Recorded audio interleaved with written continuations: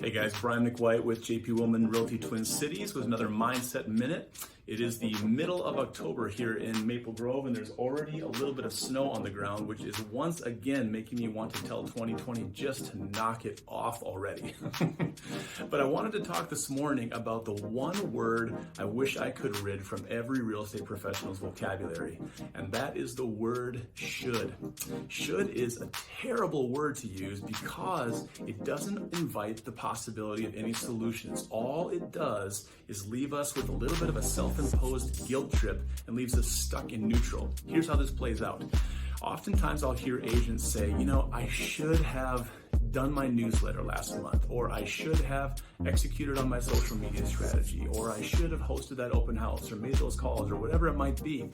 And so they can move on from the problem just by slapping a should on it, but that doesn't allow them to dig down and figure out why it didn't happen. So when I hear an agent say that, or even when I catch myself saying it, I ask us to pause, hold on 1 second, and let's dig down and actually try to figure out why it didn't happen, okay?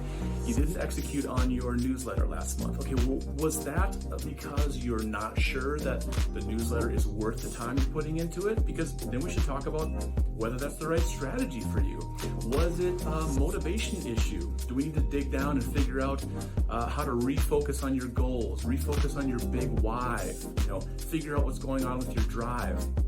Was it a time issue? Okay, did you just not set aside enough time to do it? Because that can be solved oftentimes with just some time blocking practices.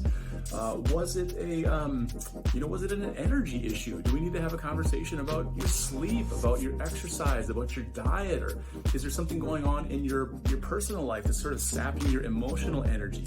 These are all things that have solutions, but should doesn't offer the opportunity to create solutions.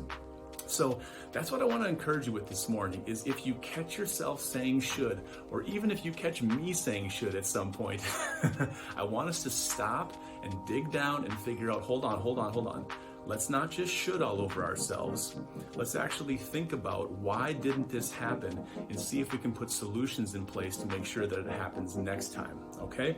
If I can ever be helpful, coffee, lunch, free coaching session, I'd love to do that, and we can make sure that we find solutions rather than leaving ourselves with a guilt trip and a big old pile of should.